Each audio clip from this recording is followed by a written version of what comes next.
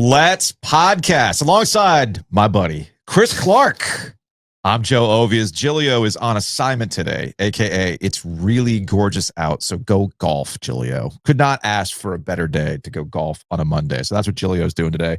So Chris Clark is in the house today. We are inside Eford Studios, thanks to Empire Properties, and of course, thanks to Copiers Plus. Check them out online at copiers-plus.com. Don't be like Chris, a Wake County teacher who's still using the Ditto machine to do tests. You got to get everything to the cloud. You got to modernize. You got to go to Copiers Plus. So again, go to copiers-plus.com. What up, Chris? Hey, buddy. So I brought you in for one reason. Really? Actually, two reasons. One, I hope, is because we're friends. Make that three then. Okay. Make that three. Friends and content. Friends and content first. Well, content first. Content always friends first. Second. Yes. Right. What else? What else? But the two reasons I wanted you on the show today. One, we'll do in Hey Joe. Okay. Related to the politics and economy of Paw Patrol and the island of Sodor with Thomas and Friends. Okay. But really, I felt like as we're now in August and you're getting ready for the start of the school year, what is this crap about PowerSchool going away for a new thing called Infinity Campus? Infinite Campus. Infinite Campus. You want to call it Infinity Campus, whatever. What's the end game here, Chris? To streamline your experience as a parent. I haven't done the training. Oh, geez, Chris. Okay, I've had all summer. I haven't done the training. Well, you know what? It's August. I've got like a week to do it. Teachers procrastinate too. That's what I'm finding out. All right. So PowerSchool got hacked, right? Yeah. And then it hasn't been functional. For those who have no idea what we're talking about, in Wake County. So Infinite Campus is going to be streamlined. It's going to be more secure. It's going to protect everything. You know, everyone's identity and personal information. Protect it. Okay. Not that anyone really wants to see your kids' grades. I don't. In your case, you definitely don't want to see your kids' grades. We'll get to that. Yeah. But this is it's an upgrade. It's going to make things better. It's going to make everything better. Is it going to drive parents insane like PowerSchool did? Everything drives parents insane because they don't pay attention to anything we tell them. What do you mean? They don't. What do you mean? If I send out like talking points. Oh, my favorite. Right? Talking points. Right. I love talking points. If I send out anything on talking points, it's guaranteed I'm going to get like 5 messages back about like, wait, what? Or and I don't blame. Please understand, I do not blame parents because when I get talking points messages from my kids' school, I just delete that thing. I'm like, I don't care. I don't want to listen to this. I don't care. It's like the brewer. I'm a teacher and I don't want to listen to this. It's like the brewer who refuses to drink the hazy IPA they make. Yeah. I just want a beer, man. Yeah, the chef that's listen, like, man, I understand. I just did I just got my Michelin Man rating. I'm going to Bojangles. I really just want cookout right now. I mean, it is what it is. Watermelon shake. All right. Am I a bad parent? In that I've never signed up for PowerSchool, and that if the teacher needs to get in contact with me, because we just talking points memo you. That's it. That's the thing. So like I know in the case of Caleb, my older son, it just means you don't know what your kids' grades are. Well, I don't want to know what my kids' grades are. I feel like that's what begets helicopter parenting. Like it's not my job as a parent to do the work for my kid. Otherwise, they learn nothing. Okay.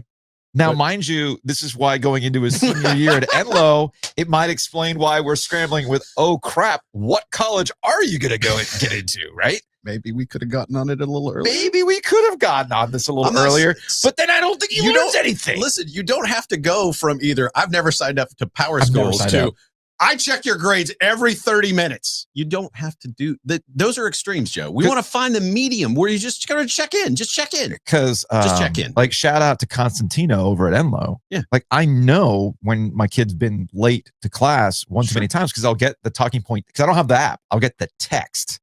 So I'm of the attitude that if it's really hit a point that Mr. Brick on you. Shout out to Brick. Yeah. If it's bad, I'll be informed that it's bad, and then we will address it. You don't want it to get to a point where it's bad. You want to just check in and just see like, hey, how's it going? Hey, this is not great. Maybe we can fix this now before it's the end of the 9 weeks or the end of the semester. Well, I do need you to tutor Caleb for a crack at an ACT. Sure, man. That's all I do. Okay. In the summer, man, I just hang out, go to the pool, tutor for ACT and SAT, or people who are like, hey, can you do something with my 7th grader? Yeah. 7th grade math plus. I'm like, sure. What do you got? Can you do something? They're going into pre-calculus. I'm like, sure. What do you got? Yeah. But have you game planned? I mean, because I'm getting ready for football season. I downloaded my football almanac. Yeah. I'm like, I'm checking in on camp updates and all that kind of stuff. We'll talk to Solarte here in a second. Talk about the Panthers and their Fanfest. Well, they haven't. Are you in prep mode? Like you do are you doing because what Giglio will tell me about his dad, Lou, is that it's not everybody's ready to get the hell out at the end of the year. Oh yeah. The real heat check for a teacher is now. Yes. And either you're like, all right, let's just get to school. Let's get this thing started. Or, ooh, man, I don't know. Well, I told you before, so July 31st, I'm like, I've had too much time. Yeah. I've had too much time. It's time to teach. I've got to get back in please put me back to work. I can't do this anymore. August 1st, I'm like, no.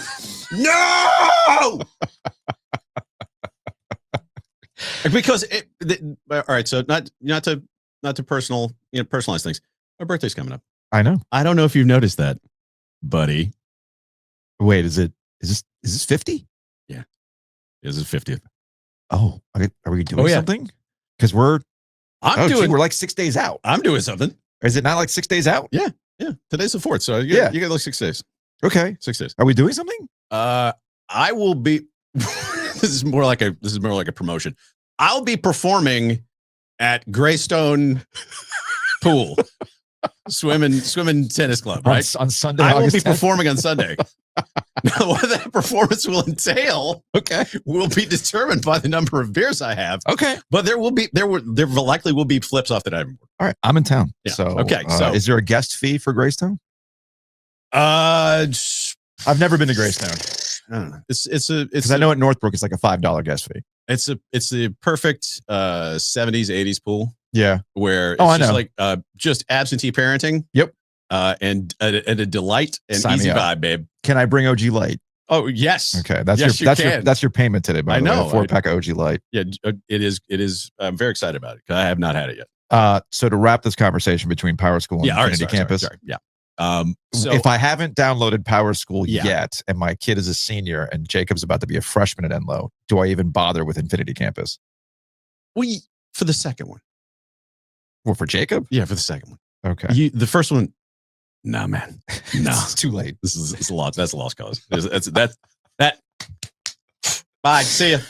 Well, if you want to feel older when we wrap up today, go downstairs to the Lego store and see Caleb working. just the 17-year-old pull it up in his 09 Civic. Your kids are older than mine. Yes. Okay. But mine have now aged into. They're both in middle school. Yeah. So now I go to work, and I manage a bunch of drunk monkeys, middle schoolers, while parenting those drunk monkeys. And then I come home, and it's more. And we can all agree that middle school years are arguably the worst years. Yeah. Right. Yeah. It sucks. It's like you have elementary school and everything's happy, fun. And you get a little like moving up. Games. But 5th grade Colors. is like, you talk about senior year being like the greatest time of your life. No, 5th grade is like, we're going to DC. You go to good DC. Yeah. I know at Brooks, it's like every moving museum is like the greatest moving museum ever because it's your last one. You do the moving up ceremony. It's this big celebration. And then you get to middle school, everything sucks because everybody's hormonal and moody. Yep. And then you get to high school, and then things get better again. It's funny how that works out. Yeah, I tell kids all the time, like, listen, I'm not here to change your life. I'm here to just make this the least worst part of your day. I need you. Actually, now I need you to talk to Caleb because it's not getting through to him that you'd be shocked how far you can go as a good-looking kid by doing the bare minimum. If you just got C's, you'd be shocked. Just try a little bit. You would be shocked how far you could go. You could John Hamm this thing. Seriously. So easy. He could. So easy. I never had that because I was never a good-looking kid. Oh, he's a good-looking kid. So just do the bare minimum. You'll see how far you'll go, man. But we'll see. Speaking of which, as you can tell, we're in that weird, speaking of middle school sucking. Yeah. I feel like we're in that middle school period of football talk. In that, this happens. You remember this from the radio days. Yeah. You get your ACC kickoff. Talking season's here, and you're like, yes, talking season, baby. Got things to talk about. I've survived the long march through the summer. Yeah, I have nothing to talk about now. You can tell your partner, hey, if you want to go antiquing or go to Logan's or wherever, like you have 3 more weeks to do this because once football's on, my family. I'm gone. You can't see me, right?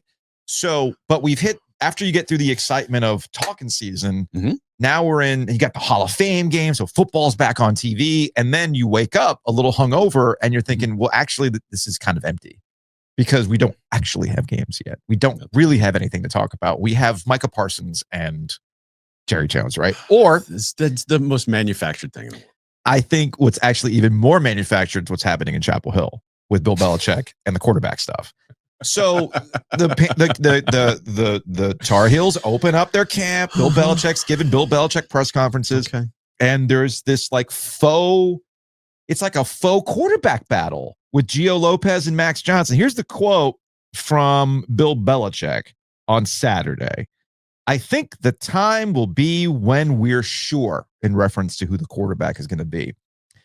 Now, this is not Larry Fedora levels of it gives me pleasure that I'm not telling you who the starting quarterback is, but there's a bunch of nonsense here, a bunch of saying nothing. Quote, in my experience as a coach at that position where you want to define who that is, what you generally don't want to do is pick player A and then end up going to player B. Let them compete. And then once you're sure it's player B, make it player B or player A, whoever it goes. So I think once we're confident that we know who has earned that spot, because that's what it'll be, not us picking them. It will be the player earning it. Okay, first and foremost, Bill, exactly. That's all part of the plan for Bill Belichick. That sounded like a SAT question. If player A leaves the locker room, but here's player B leaves the opposite locker room. I have two thoughts popped up. Both heading on a train. Bill Belichick, when's the last time Bill Belichick really had to think about a quarterback? When he turned around and said, wait, where's Brady? Right. Who is this? That we saw how things went after that. They went a little squirrely after that. And in this particular case, and this is, you have Max Johnson, who had a catastrophic leg injury. Yeah. And my understanding, because we're not really getting a lot of information out of Chapel Hill, but my understanding and the people that I've talked to, shocker, I know, is that Max Johnson wasn't really at like 100% when we got to the spring, and that Gio Lopez came here kind of like understanding I'm going to be the starter. He goes to ACC kickoff representing the Tar Heels as the starter. Sure. So I'm at a loss as to why he just can't say, yeah, man, Gio Lopez is the starter, because I can't imagine, while Max Johnson's a great story and I understand he's at 100% now, I don't see him ramped up, ready to go against TCU. But when has he ever given anything? There's that. He doesn't want to give anything. I mean, he hasn't talked about the team virtually at all in this process. No. Like, since being announced as the head coach, you could count on one hand the number of things he's actually said about the actual football team. Yeah. Which is why when he got hired, right? Text chain of all my fraternity brothers. All your fraternity guys? Yeah, all my fraternity guys, all the Delta Sigs I know from Caroline. And they're just like, wow, this is gonna be great, or this is dumb or whatever. Yeah. I'm just like, guys, over or under on him coaching any games for the Tar Heels. 1. I'm putting it at 1. Because I never thought we would get to this point. We're here though. He's going to coach the season. Are we? No. He's going. Are we? You're getting. So are okay. we? I think, because I felt real good in the spring when all the Jordon Hudson stuff was going sideways. I was like, well, I'm gonna be right. Funny you mentioned Jordan. She's back because Cameron's back. She's back. The season's back. Therefore, you knew Jordan was going to be showing up once again, and she's going to be tweeting through it or posting through it. Yeah. Now, look, I was like you initially. I thought there's no way he's going to be the head coach on Labor Day. Day one. Yeah. And that something will happen, and then it'll end up being Stephen Belichick as the head coach, right? Like, he put all his people in place, and like we got no choice here, but Stephen Belichick's going to like a crypto scheme rug pull. But then, as we got into the summer and we started approaching that, that mythical June 1 date where the buyout dropped out. Yep. And then also believing all of the NFL insiders, including our guy Jonathan Jones over at CBS. Can't get a job. He can't get a job. So once everybody was looking at June 1, I'm like, guys, June 1 only matters if there's an NFL job he can leave for. And it's made abundantly clear that the NFL doesn't really seem interested in the Bill Belichick business, so he's gonna coach. Now, Yeah, I never thought there was an NFL job for him. so you still think he's there's not an NFL job for him. No, I there's just not. I just figured at this point it was just all going to come down, and Chapel Hill was going to say, we can't do this. Oh no, they're too far deep. They're too far deep now. Look, the whole You part got to of- see what part of happens it- this year. Yeah, I know. So it'll play out. But I mean, and this gets back into the whole reasons for why they're doing this, Mhm. right? And you know, having no foreknowledge of it or insider information, like this is a statement for 2030. Yes. This is a statement for 2030 Yes. because 2030 is when everything around us comes crashing down. Mhm. All right, and this is fine. This is finally over, and we can stop doing this nonsense that we're doing now. Okay, where football finally breaks free of all the other sports, Yep. and is its own thing. We can go back to the last time on the old show when I was in here with you and we talked to West Durham, and I said, "Kill it, go to Super League, Yeah. soccer like relegation." That's how this works. Football cut off from everything else. Dude, That's the way this goes. these are conversations we were having back at 850 The Buzz back in 2002, 2003. But anyway, So, the whole Belichick thing, it's a statement of purpose yeah. that we're a brand, we're valuable. So when this all comes crashing down, look, we're interested in spending money. We're interested in playing the game. So Well, they're interested in playing. They're interested in take spending us- money when it comes to football. What they cut because at UNC? that's where the money is. It's like $158 million in the operating budget, but then they have to cut $70 million from the actual school. Didn't I see that? That's funny how that works, right? Funny how that works. But it's you have to make the statement. You have to say, like, look, we're real. We're not. Yeah. We're not Wake Forest. Sorry. We're not. we're not one of these teams. That's like, oh yeah, and them. Yeah. Like they're. The whole getting back to the Florida State and Clemson suing the league. Carolina's sitting back there going, let's see what happens. yeah, they've always been in the best position.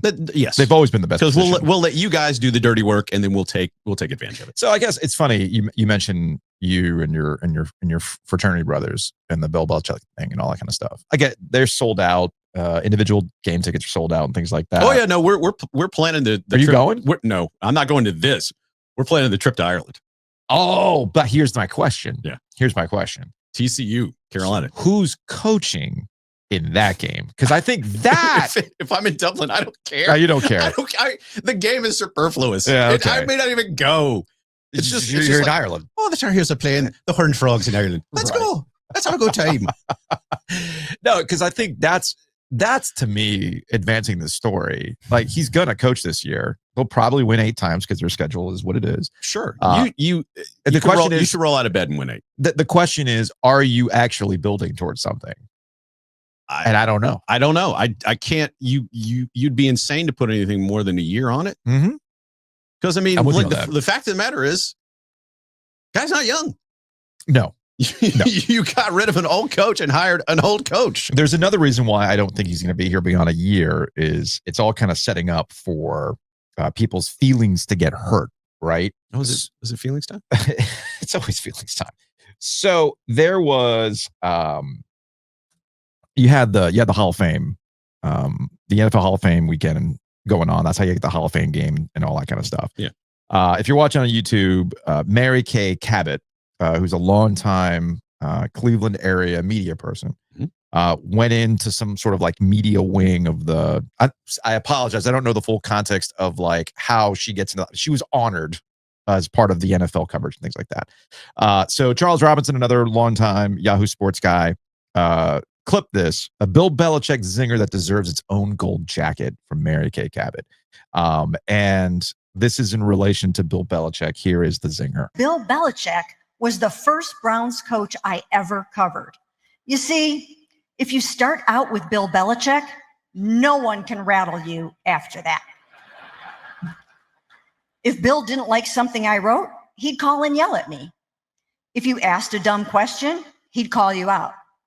Eventually, I had to learn to stand up to him. During one of those yelling matches, I told him, if you don't have the footballs to say that to the guys, then don't say it to me. Bam.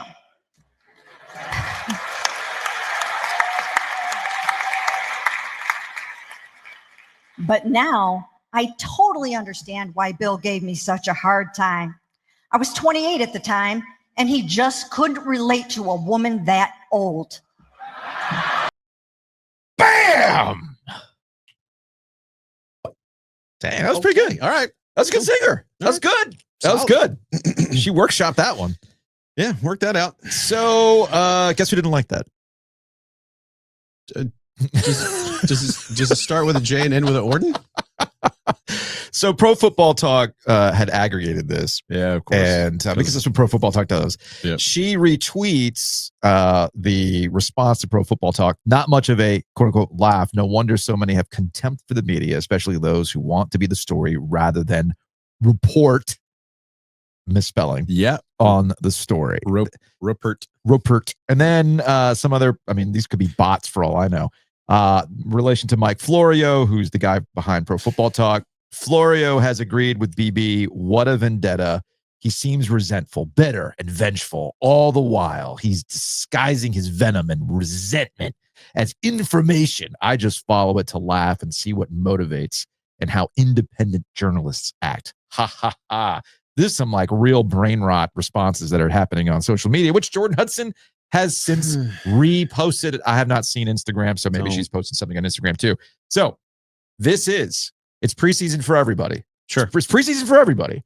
And Jordon Hudson is already in preseason mode, getting ready to clap back at the haters to see how this season goes. So this idea that, oh, no, we're not going to hear from Jordon for a while. Yeah, because it's the summer and there wasn't a lot going on. You're telling me she's going to be sitting on the sidelines in the middle of the football season when people have their opinions on Bill Belichick? Oh, no. It's about to fire back up. Does no one understand the Streisand effect? No. You don't have to talk about it. You don't have to respond to anybody. You can honestly teach a class. I think that's what you should do. You should teach a class on the Streisand effect. It's not hard, guys. It's PR 101. You don't have to talk about it. PR 101. You don't have to talk about it. Like, especially that. It's a nothing burger. No one notices this. It got thrown up there for like 5 seconds and then everyone moves on. Ha ha ha, funny. Well, look, I mean, it is what it is. They're back on Jerry Jones. You know, does Leonardo DiCaprio freak out every time someone makes a joke about him dating 21-year-olds? No, he doesn't say anything. You know why? Because he's wealthy. He's fine. He's fine. He's fine. He's Leonardo DiCaprio. He's fine. Okay. So if you're going to go down this rabbit hole, you're going to do this, then just whatever. You don't have to have a comment. But you know, she's a child. She has no ability not to clap back and stuff. It's going to be an interesting year. Can't wait. I love the content. Someone who Barbara Streisand is to her. Oh, and then explain the Barbara Streisand effect. Yes. Send it to her. Yeah. We'll make that happen. She's clearly online. Housekeeping is brought to you by Enovana. You can check them out online at enovana.com. Green cleaning solutions. If you have mess inside your mansion or trash in your cabana, get it clean with Enovana. We got the Sports Podcast Festival coming your way August 23rd at the Rialto. You will have access to OG Light because Hayes has that on tap. You will have access to awesome home field gear. You will also have access to an exclusive Triangle Good hat at the Rialto August 23rd for the Sports Podcast Festival. It will be us, Split Zone Duo, and Big Screen Sports. We're going to check in with Caroline Darney here in a little bit to give you a little background on Big Screen Sports and how they go about things and what you'll see on August 23rd. I am expressing this in the most sincere way possible. Buy some tickets. Buy tickets. Please. The Rialto's great. Hayes is great. I haven't had the beer yet. I'm excited about Split it. Zone Duo is great. Big Screen is great. Home Field's great. I own several home field shirts. Yeah. Several. I got the hoodies. Their vintage stuff is great. I love it. I had a fantastic sweatshirt. Could not be softer. Buy it for my family, especially my stepmom, who is a Clemson fan. Mm-hmm. Their vintage Clemson stuff is on point. It's fantastic. I buy my dad Carolina gear, vintage stuff. Yeah. The 82 title shirt. He loves it. It's quality. It's all quality. So go to therialto.com, buy your tickets. We're just a couple of weeks away. Just like we only have a couple weeks left for the OG pop-up shop, the summer pop-up shop. Ooh. We got the Comfort Colors pocket tees and tank tops. We've got the Tri-Towers. We've got the Drunk OG. And we added the OG Light shirt to the mix. plus a hat that once it goes away, it goes into the Disney vault, never to return. Like Song of the South. You're never going to see it again. There's reasons for that. I know. Buddy. Oh, I'm aware. Unless your hats are racially problematic. I'm aware. Trust It ain't me. like that. I'm just glad I never have to explain to the kids, hey, so Splash Mountain, everything has a movie tied to it. Why doesn't this one? I'm like, there is. Nope. You're just never going to see it. So goes back in the Disney vault. Back in the vault. So go to ogtrianglemediashop.com. Again, that's ogtrianglemediashop.com to check out the pop-up that ends on Labor Day. Big thanks to our folks at Rowback. I think Giglio just put out the information. It's now officially the Rowback Golf Classic, which is happening at the end of September. When Giglio's back on Wednesday, we'll have some more details as to how you can sign up for that if it hasn't already been sold out. All the groups are all sold out. Big thanks to Rowback for being part of that. Joe knows this about me, or Chris knows this about me. I've never been a big polo guy. You're not. No. Not like me. Yeah, you wear a polo all the time. All the time. Now, I will say this about Rowback, though, because I've found myself trying to be a little bit more professional at events. Oh, my new favorite polo with a very nice collar that does not wrinkle up. It does not get flat. Rowback, baby. The solid color one that we have with the OG flag on it is a go-to now when we have to look somewhat professional. So go to rowback.com. Now, it goes beyond polos. In fact, I'm wearing the Rowback shorts right now. They're incredibly comfortable. I have given in. I'm elastic waistband like all the way for all my pants now. And Rowback is incredibly comfortable that way. I'm a man of a certain stature and age. Yeah, you get to a certain point where you're like, hey, these shorts work. Let me get them in different colors. Yeah. I mean, same pair, just different colors. Different colors. Yeah, that's right. I'm comfortable with that. Look, you find what you like. You find a fit that works for you. Rowback makes it work that way. You just expand that fit, brother. So go to rowback.com. You can save 20% when you use that promo code OG20, just like you can save on home and auto when you contact our guy, Matt Davis, over at State Farm. Go to insuregarner.com, 919-779-8277. The summer of savings continues. Just start a conversation. You think you might have a good rate right now? Something tells me that Matt and the crew over at State Farm are going to have a better rate for you. Are you sure? Yeah, you don't know. Have you checked? Got to check. You don't know? Find ways you can save, all by contacting Matt Davis and the crew at State Farm in Garner, 919-779-8277. And it wouldn't be a summer of savings without our guy, Gordon Miller. Gordo. Miller Lending, no closing costs. Here's the thing about no closing costs. You're not playing some dumb math game, right? You pay closing costs up front. Maybe you get a slightly lower rate. You're saving maybe, I don't know, 40, 50 bucks a month. It's going to take you 8 years to break even on that. You leave the dumb math games to me. That's Chris's department. That's me. And Chris can teach you how the math ain't mathing on paying interest rate, paying closing costs on an interest rate, a lower rate. So you contact Gordon Miller. Yeah. You get to hear about Detroit sports, which is always great. Yep. And then you're going to save money because when the rates come down, in, let's say 6 months, you just refinance again. No closing costs. So contact Miller Lending today, 919-447-3377 or millerlending.com/the OG. Not only do you get a Raleigh Wine Shop gift basket when you take that thing to close, I believe Giglio is going to throw in a Rowback as well. Ooh. So contact our friends today, 919-447-3377 or millerlending.com/the OG. Tell them we sent you.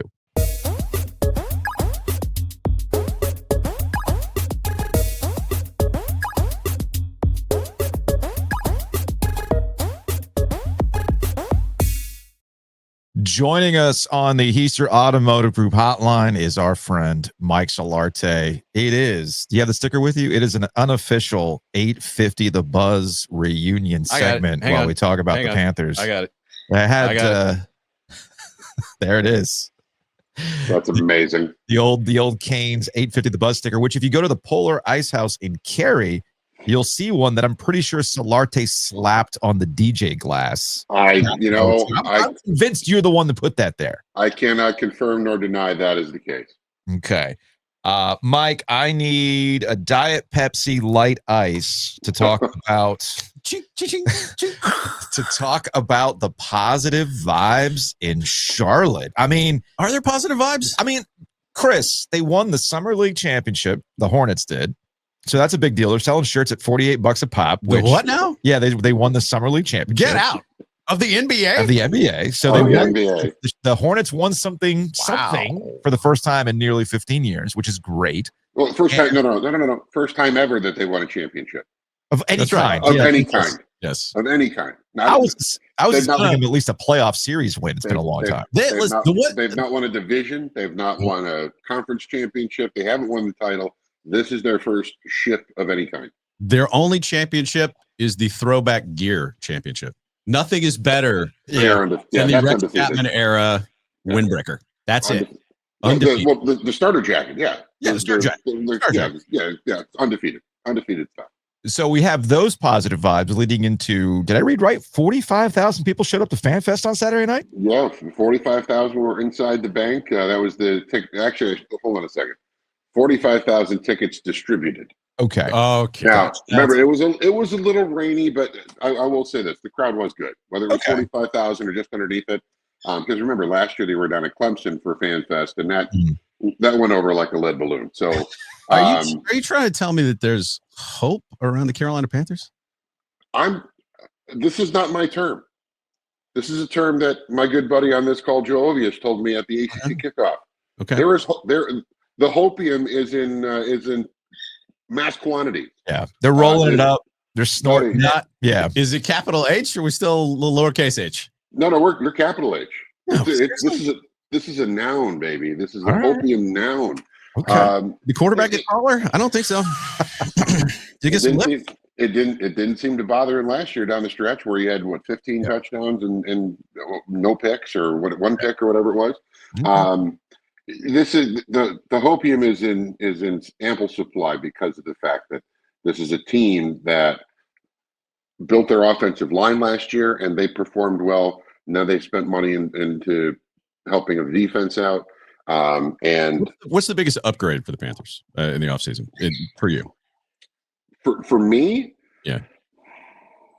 I mean, where's the point that you go, oh, that's different. Now this is going to turn out. Well, what's different? I mean, what's different is they spent money on the defensive line rather to help Derek Brown, and they realized how valuable Derek Brown was to them when he was out. You know, he got hurt in the first game of the season and was done for the year, and they couldn't stop anybody. I mean, anybody. Yeah. So, they were winning the games that they were winning at the end of the season. They weren't dominating defensively. They were leaky all over the place. So, Trayvon McMarrig in the secondary is a nice addition, but boosting that defensive front, Pat Jones is going to be a guy that I think can certainly be a contributor.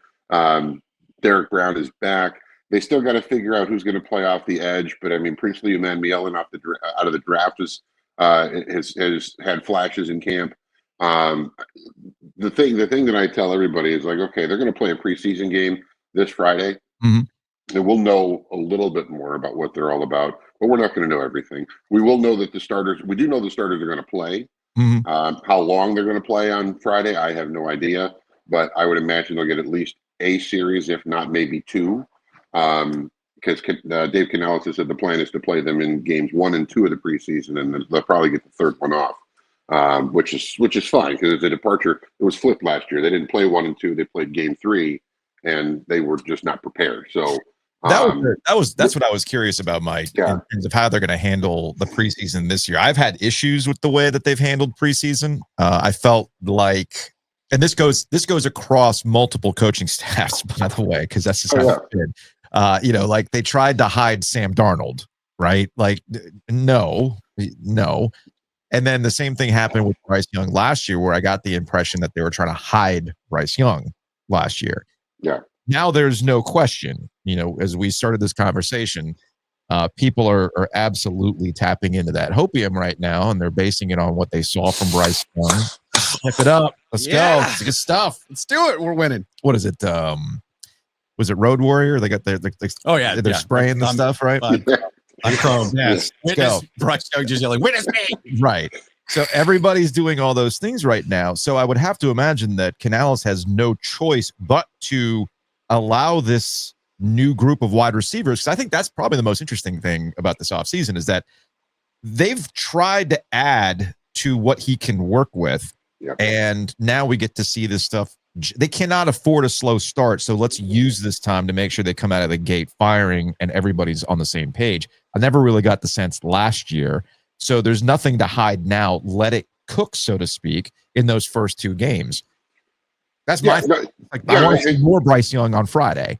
And to your point on that, Joe, I mean, holding a guy that, to me, and again, hindsight's 2020, but you look back at last year and you got a first-year coach with a first-year offense and a first-year this and a first-year that, and a second-year quarterback, and you're going to not play him in the first two preseason games. Made no sense to me.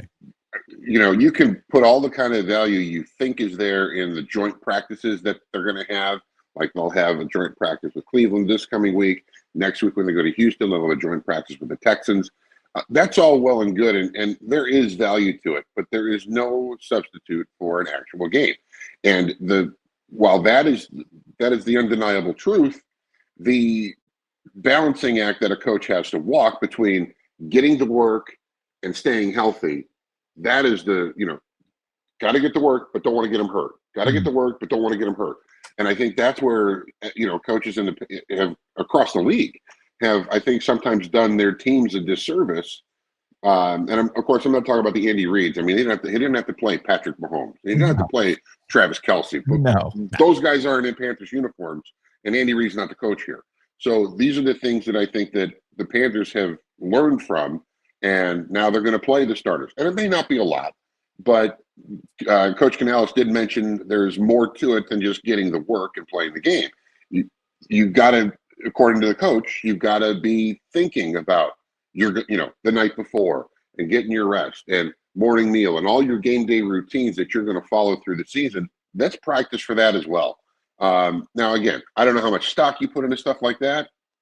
He seems to think it's important. That's fine. But ultimately, last year, I think they did themselves a disservice by not playing Bryce and everybody else because everything was so new and they could use every possible rep you could get. I think now, offensively, there is new in terms of the wide receivers. You've got Rico Dowdle back there in the backfield helping out Chuba Hubbard. Yeah. I think the more of the new is on the defensive side, and that group's got to come together, and they got to come together fast because they were DFL in so many categories last year statistically. That side of the ball has got to get better. I know everyone was all hot and bothered at FanFest over Jimmy Horn Jr. because he got like 2 red zone passes. Yeah. He's had a nice camp. He's really had a nice camp. That doesn't necessarily mean it doesn't mean he's going to be a game one starter playing the slot. Right. I mean, that is going to me, that's one of the most interesting camp battles because they got too many receivers for not enough spots on that roster. Well, he's a good speed guy from Colorado, right? He played at Colorado. But can he run the routes in the NFL though? I was talking about this last night at the office. Like, where are the Panthers in terms of their receivers now that they've gone a full week and a couple games in FanFest through camp? And you've got Xavier Legette and you've got Adam Thielen and you've got Tyrell McMillan. I mean, those 3 guys are probably your lock. Yeah. Jalen Coker's coming off a really surprisingly good rookie season for an undrafted guy. So that's 4 right there. You've got David Moore, who's a veteran back there. And then you've got Hunter Renfrow, who's trying to resurrect his career, who's been really, really good in this game. Didn't Dabo talk him out of retiring? I think he did. Yeah. I mean, Dabo talked him out of that. And then you mentioned Jalen Coker. I feel like he's all the cokeheads out there are pressing hard right now because Hunter Renfrow would be the one who takes his spot. Right. That's the thing. And then you add in Jimmy Horn. I mean, that's 6, 7 guys right there, maybe 8. I'm probably leaving somebody else out here. But, I mean, how many are they going to carry? They're going to carry 5, maybe 6 receivers for the season. And I mean, Jimmy Horn is having he's having a pretty good camp. Mm-hmm. Are you going to try to sneak him onto the practice squad? Because I got news for you. Even though he's a 6th-round pick, somebody will snap him up in a heartbeat if he's put on the PS.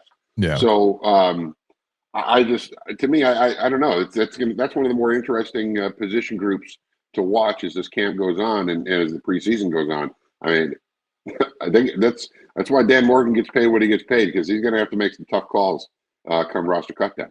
So it's funny. I talked to Julian Council from Locked On Panthers last week about the wide receiver group, and I think we're all kind of seeing the same things here. It's like it is a good thing that there is competition. It's a good thing that we're talking about somebody like Jalen Coker not being like, oh man, we really need him to step up. I'm like, yeah, he kind of fit the need last year, but you're not going to win a bunch of football games with guys like that. I'm just sorry. That's just the way it is.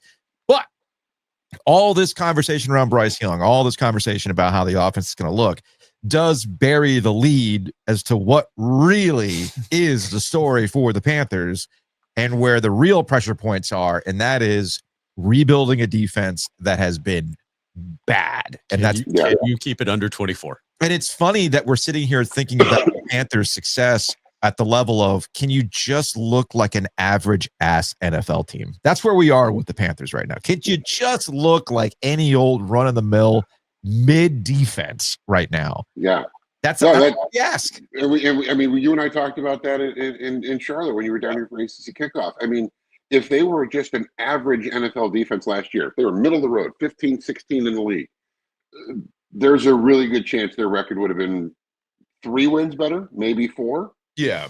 But, I mean, is it playoff caliber? I don't know. I mean, it would have been, if they made the playoffs, it'd have been as a wild card, and they may not have gotten out in the first game anyway. But, yeah, that's a side of the ball that has to get better. Just make the playoffs. It's been so long since the Panthers were relevant at all in the league. What are you telling, dude? I've been here since 2002. Okay, I mean, I've seen some high points, but I've been. You sat through a 10-year. You sat there a 10-year drought for the Carolina Hurricanes, where they were utterly irrelevant. Oh my God, it was awful. And sat there ringside seat now for a decade where the Panthers are completely irrelevant. Yes. Yeah. Oh no, it's absolutely true. No, it's absolutely true that it has been a tough slog. I mean, it is 10 years ago that we all made the trip following a 15-1 football team in the regular season, 2 blowout wins in the postseason to go to Santa Clara, California for Super Bowl 50. It's been a decade, bro. Little did I know that would be the last Super Bowl Radio Row I'd ever go to,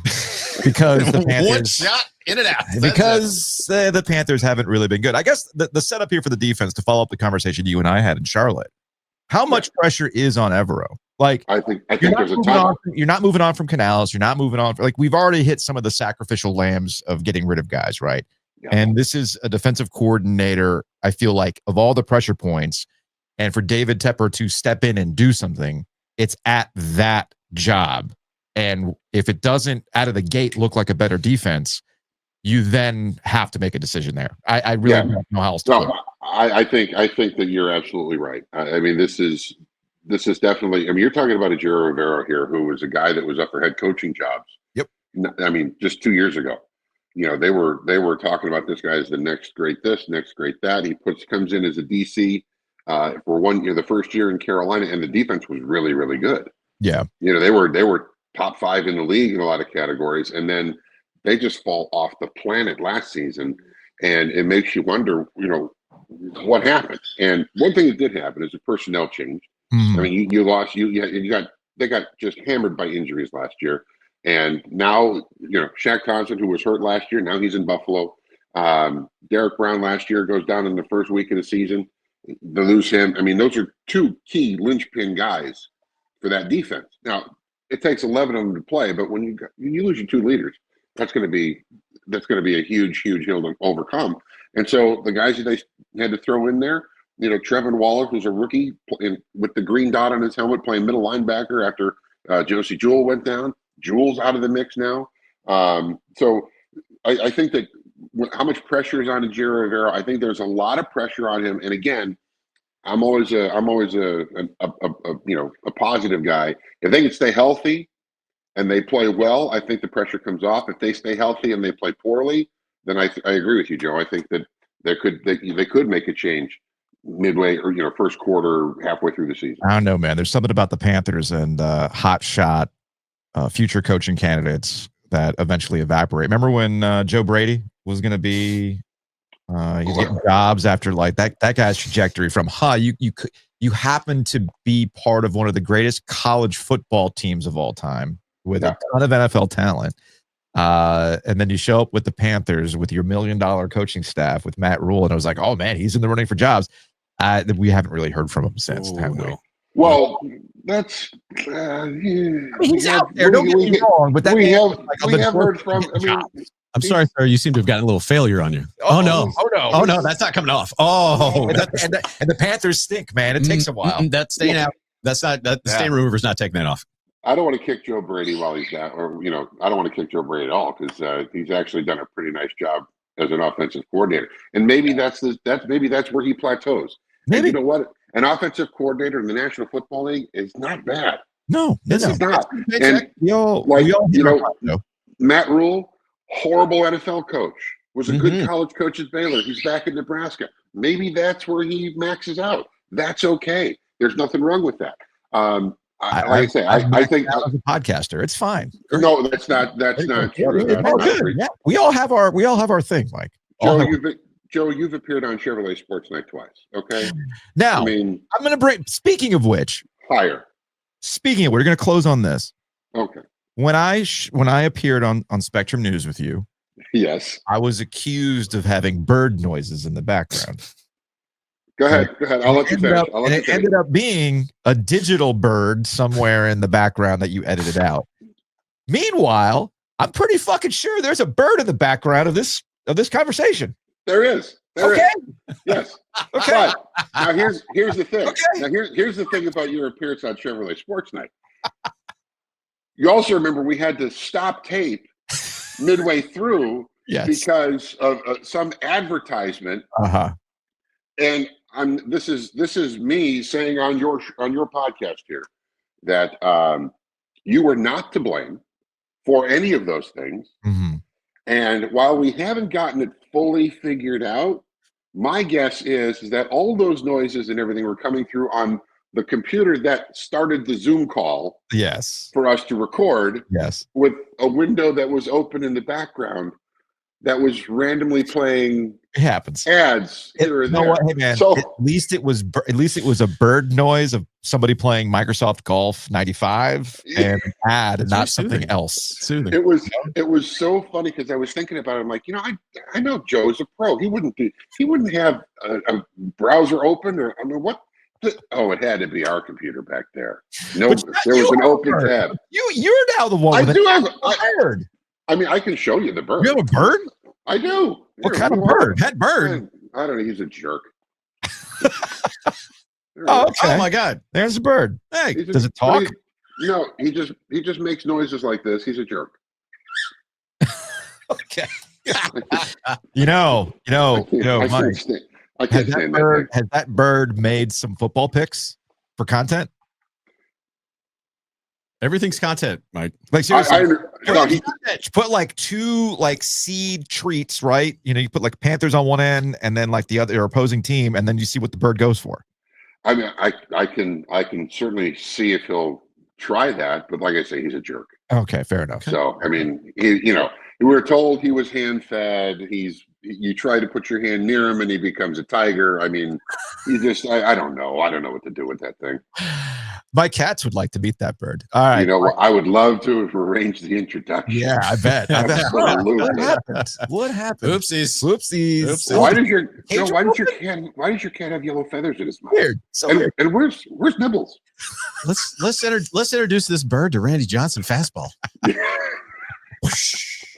My money's on the fastball. Mike Solarte, Spectrum News. Hey man, appreciate you making the time. I'm glad we could do this little interview. We surprised you with a Chris Clark appearance here. This is incredible. They got little Joe, and they got CC. This is a great day. It was only 25 years ago, Mike. Don't remind me, dude. I mean, isn't that crazy, right? It's only been 25 years. It's 25 since. Well, no, because I was there. I started working. You left in 2002. Yeah, which opened up the door for Chris to start hosting shows, and then me getting a full-time job. So all the domino effects of Mike taking off for what was at the time News 14. Yeah. And but yeah, man, little did you know the effect you would have on the youths of Wake County, right? Look, setting me on a run as being a teacher. None of this happens without Mike Solarte. We're talking about, we were talking about Infinity Stones earlier. Like all these things happen, man. There's all sorts of effects. Now Joe gets recognized at the grocery store for being on TikTok. Yeah. Hey, sir, can I ask you a question? Are you a podcaster? Are you a podcaster, sir? Oh wow. Okay. Oh, you are. Oh yeah. I've seen you on the TikToks. That's I'm glad that I know you guys in real life because I am not on TikTok. Probably for the best. I have to for work. All right, Mike, we will talk to you later, man. Thanks, guys. Have a great one. See you, buddy.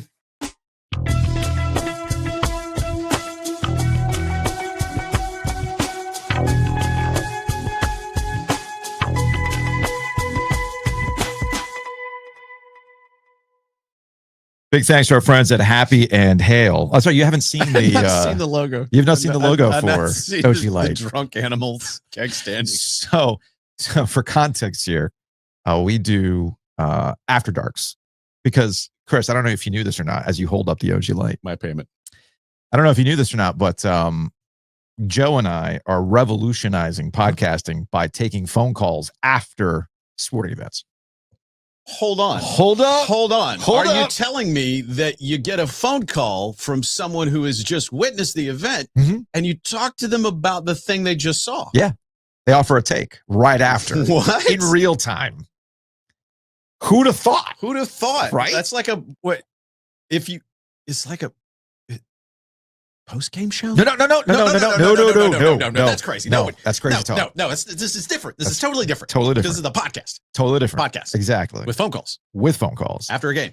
So the drunk owl is Yeah. like our unofficial mascot for the After Darks. Right. And Brian over at Nice Price has a little song, little drunken owl, all that kind of stuff, right? Nice. So Michael, who did the art for the OG stuff, decided to, well, let's just have the owl and his friends doing a kickstand. I'm like, you know what? There's no better representation of OG Light. Now, life is about balance. We're the fan base of the podcast. Right. There's a couple of possums in there. Well, I'm the possum. Look at me. Life is about balance. Yeah. So yeah, you're out here doing keg stands with the owl drinking the OG Light, but you got to counteract that. You do. By 'Cause going to- that's one extreme. You got to balance it out. So, at a good equation, always balanced. So What you you do on go- one side of the equation, you got to do on the other side of the equation. Keep it balanced. so you got to happy and hail and Mhm. get yourself something to balance that Let's out. take a break. Let's take a hockey break. Brought to you by Happy and Hill. We just talked to Solarte. Do you think it bothers Solarte that he leaves this market in 2002? And then, now, mind you, the Canes did go through the terrible, no good 10 years of not making the playoffs after the 09 Eastern Conference Finals Right. run. But, Yeah. you know, deep down, Solarte, one of the biggest proponents of hockey in this market when nobody wanted hockey. Oh, I was there. Yeah. I remember those phone calls. Okay. I remember. Richard Petty on a Zamboni Oh, yeah. trying to explain the rules of hockey with people calling the sports bar at 10:30 in the morning, Do you just think- going, what's icing again? Do you think Solarte is a little bummed out that he's not here for it while this is going on? I mean, he can still come little to bit, it. little He can bit. still come to the playoffs and stuff like that. But like it's an everyday thing, like being here, Yeah, a little bit. I think I'm a little bit. I like little to bit. think he hurts a little bit. A little bit. Yeah. And then he's got to deal with like the Hornets and stuff like that. So yeah, man, like look, we'll be getting back into the hockey stuff here relatively soon because I know the Canes just like, hey, next month we play hockey. I was like, Let's go. oh shit, that's right. Let's we go. we are playing Let's hockey go. soon. So the hockey breaks are right around the corner. In the meantime, you can take a smoothie break. You can take a roughage break. At the end of the day, with Happy and Hail, what you're getting is very good filling meals. Giglio can't even finish a bowl. I've had the bowl. It's good. Fantastic stuff. It's quality. Speaking of the After Darks, our folks at Bloom and Blinds are bringing back the After Darks this football season. I believe the first one we'll do is for that ECU NC State game. Imagine what are you doing the after darks just for the big games? Big game, yeah. The big games. So we'll do the ECU State game, and then we'll do the UNC Okay. TCU game as well. Okay. Is this a weekly thing, the game of the week, or are we just saving it for saving it for the big games? The big ones. Yeah, for the Okay. big games. Can you imagine what the sports phone is going to sound like if ECU wins again? Oh yeah. Yeah, that's the good stuff. I like the sports phone. Bloom and Blinds, they bring you the After Darks. Call Chris and the fam at Bloom and Blinds, 919-980-9815. If it's something as simple as blinds repair, they can do that for you. You can't fix that thing, trust me, but they can. You want to do 10 or more window treatment? Can you imagine trying to do a weekend of setting up your own blinds? No, you don't want to do that. I'd rather paint the house. Right. So you contact Bloom and Blinds, they'll do it. 10 or more treatments, get 10% off. Call them directly at 919-980-9815. Speaking of your home, let's say you bought a house. Well, Bloom and Blinds can come in and do all the window treatments for you. Or maybe you're looking to sell the house and you got to like upgrade the house, make it look a little more attractive. Well, Bloom and Blinds can do that for you too as you put your house on the market. And when you do put your house on the market, Mhm. Hometown Realty is going to help you out on that. My HTR. It's like it all ties together. It's a synergy. Weird. These transitions, Weird. right? Yeah. MyHTR.com. Hometown Realty is going to help you buy and sell with confidence. My understanding is that things have kind of plateaued here in the triangle. Okay, that's fine. I mean, things have ebbs and flows, but you can read what some report says, and they don't really have an actual like boots on the ground understanding of the area. You can read that, or you can just contact our friends at Hometown Realty, and they can better explain where things are right now. So again, all that starts with a visit to their website, myhtr.com. Let's say you've refinanced with our friend Gordon Miller. You bought a house. You're getting ready to sell a house. You got to take that thing to closing. Whitaker and Hamer can help you out with that. WH.lawyer. Again, that's WH.lawyer. Attorneys and counselors at law. They can help you out with your personal needs, small business needs. Heck, I just recently sent a friend of mine over to Whitaker and Hamer because of a traffic accident, and somebody's going to have to pay. So you need representation for that? Whitaker and Hamer can help you out. So contact them today at WH.lawyer.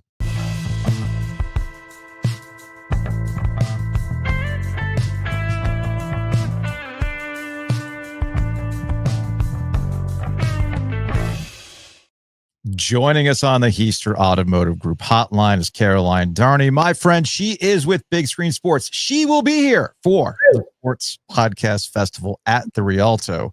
A movie theater that's going to feature a podcast about sports and movies. I feel like that's perfect synergy right there. Caroline, what's up? Hi, thanks for having me. We're super excited. I say we, Kyle and I as a unit, Kyle Banduho, co-host, the brains behind Big Screen Sports. We're very excited to come to Raleigh and talk about a terrible movie. Sorry, I haven't seen it yet. I shouldn't say that. What movie? Necessary Roughness. Oh, that's right. You have not seen Necessary Roughness? I haven't, no. And we're going to have, obviously, the lovely Lauren Brownlow as part of our show, which is the best possible. Hopefully that's not a spoiler. Like we've been telling people that. No, you've been telling people. For those who might not be familiar with Big Screen Sports, what do you guys talk about?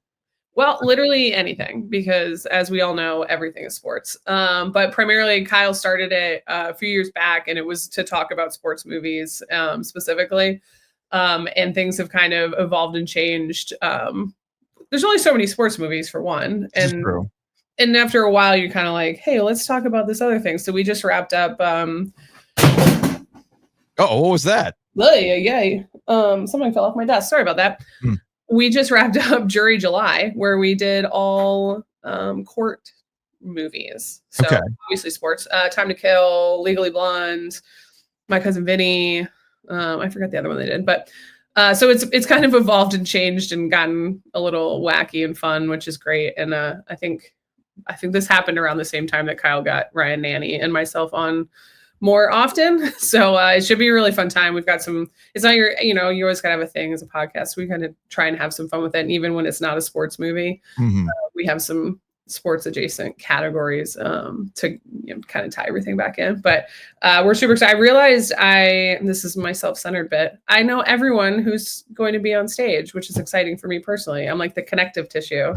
So like because Kyle knows some of the Split Zone Duo guys, and then I know you guys and Split Zone Duo from working with SB Nation and obviously doing the podcast with Kyle. So it's a good, really, really good group of people that I'm fans of all of. So I'm excited to have everyone together in Raleigh. No, it's going to be a good time. August 23rd, go to therialto.com to get your tickets today.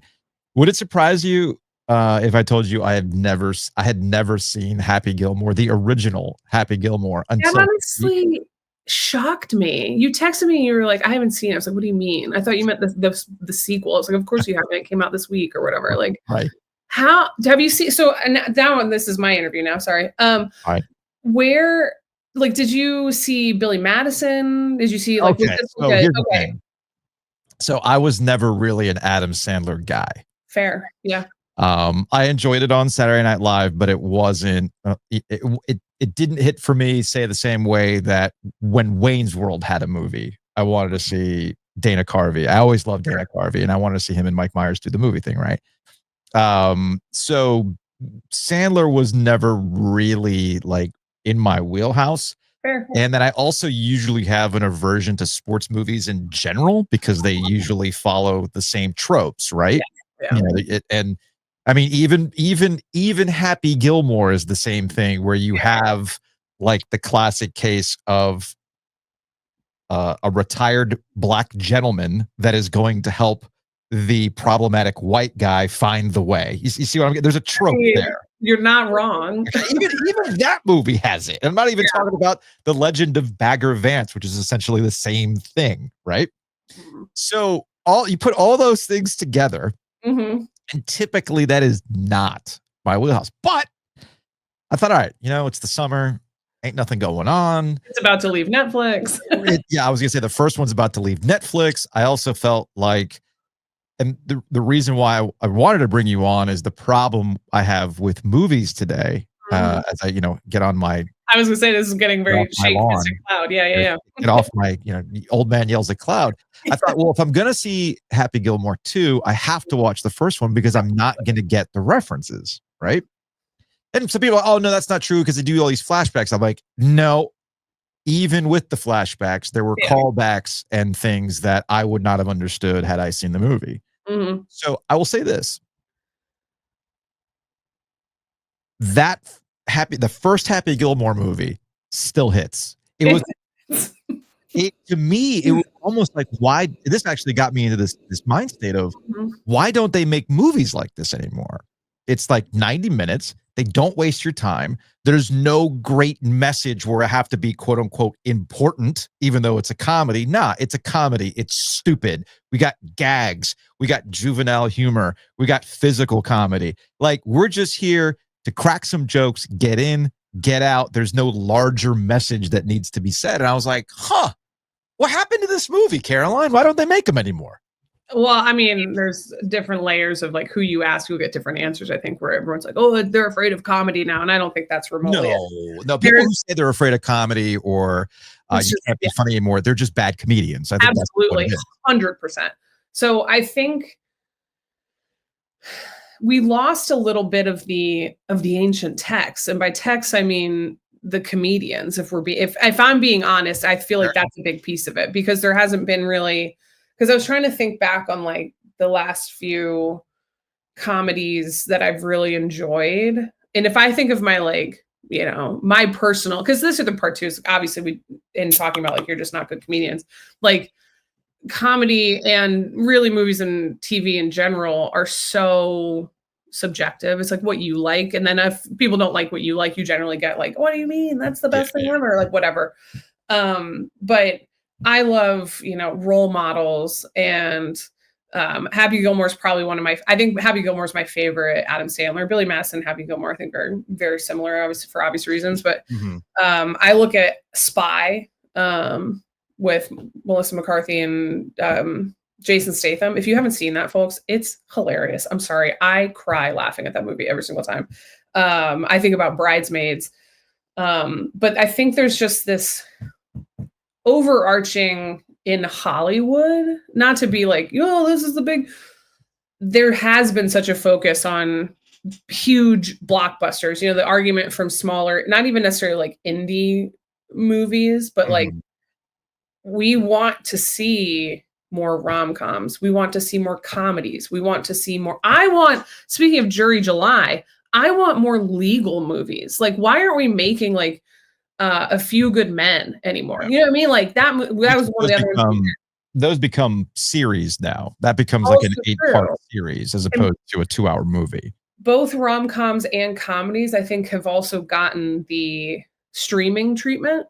And you lose that sense of like community just going to laugh in a theater. And I do think there's a small bit of like cowardice from theaters from studios with regards to like, oh, how are we going to make something that people aren't going to call us woke or, too cruel or whatever it is. I think there's a small bit of that where studios aren't willing to take that risk, but it's a shame because I think I really enjoyed Happy Gilmore 2 for what it was. Like I went into it like, this is going to be dumb. And I didn't think it was dumb. I didn't think it was dumb enough. That's the thing. Also true. But I will sit here and tell you, I laughed every single time he did one of the hidden booze tricks. Every single time. I laughed. I didn't start laughing really until, so this is where, actually I think Happy Gilmore 2 is a perfect example of where comedies used to be and what happens now. The first one is, and I talked about this a little bit last week, and how nostalgia is like one of the worst drugs out there. because what it does is it's not a substitute for amusement. It just becomes a spot to reference. It's the same issue I have with anything Star Wars these days. It becomes a glup shido situation. You know, it's like, oh, here's this. Hey, remember when I had that Kenner toy of the character who was in the original movie for 0.3 seconds? Well, now Jon Favreau is going to bring it back in The Mandalorian, and I'm going to get a full 20-minute backstory on this guy. Like, I don't need the backstory to glup shido. This is how I Boba want Fett. more Andor. I want something like Andor. Right. You're taking a story that, like, you know. It went from, hey, Boba Fett's a cool character to, wow, that's one of the worst series I've ever watched on Disney Plus because Boba Fett's just not that interesting. I say all that to get to Happy Gilmore 2, where it became less interesting the more they were cramming in the cameos with a nod and the wink to, like, see all the famous people we could get in this movie. Like, what purpose does Kelsey Plum in the shack? what purpose is that? What purpose does that serve? What purpose does it serve to play spot the reference for a golfer that I guess the golf bros would recognize, but it takes me like a hot minute to go, wait a minute, that's not Rory. I know that much. Well, who is that? I actually, as someone who doesn't watch a lot of golf, I thought that there was a few that, like, I was like, I know who that person is, but it didn't. I was like, that's fine. There were a few moments from. That's the thing. I knew all the old golfers, right? I'm like, well, I kind of know that one. Maybe, and it becomes and for me, that's not. It's not. It's. I guess it's amusing for those who can recognize those people. Yeah. Same thing with Deadpool and Wolverine. What was the point of the movie? It was just to cram every fucking cameo you could do to make the Marvel bros and all that go, hey, look, it becomes the Leonardo DiCaprio meme where you get up off the couch and you point like, I know that guy. That's not entertaining to me.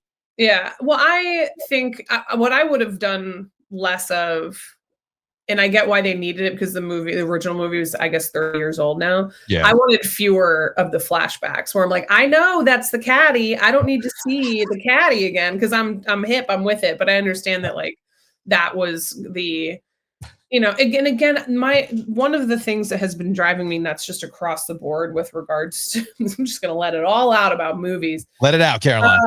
Is this idea that, like, everything has to be, I'm not saying make shitty movies. Like, that's definitely not the answer, but, like, not everything has to be Schindler's List. Not everything has to be an Oscar award-winning. Like, when I walked out of Jurassic World Rebirth, I had a good time in air conditioning with popcorn for 2 hours and some change, looking at very beautiful people large on a screen, and I was entertained. Why are we looking for, in Jurassic, like, I get it. Jurassic Park is one of my all-time favorite books. Like, I was obsessed with that book when I was like 10. Obsessed. Oh, we all were. Yeah. So, like, in the original, the first movie is basically a masterpiece.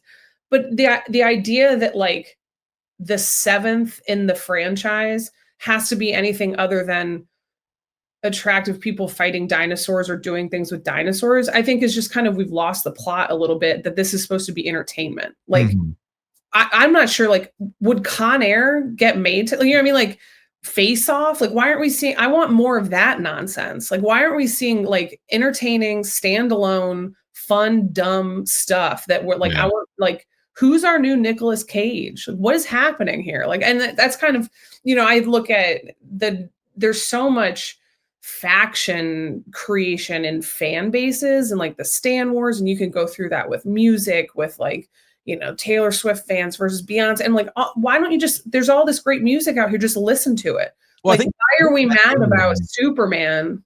Oh, well, that's where we get into, I think people need to log off the internet at that point. Oh, and that's really what all this comes down to, because it's like, you got to log off. Why? And then it's also the whole idea of studios take the wrong messages from success. So, like, you look at Anyone But You, Glenn Powell, Sydney Sweeney, fun rom-com, not the best thing ever made, certainly not the worst, a fun experience. And the takeaway from the studio, or like, we're like, oh, we'll make a sequel. I don't want a sequel.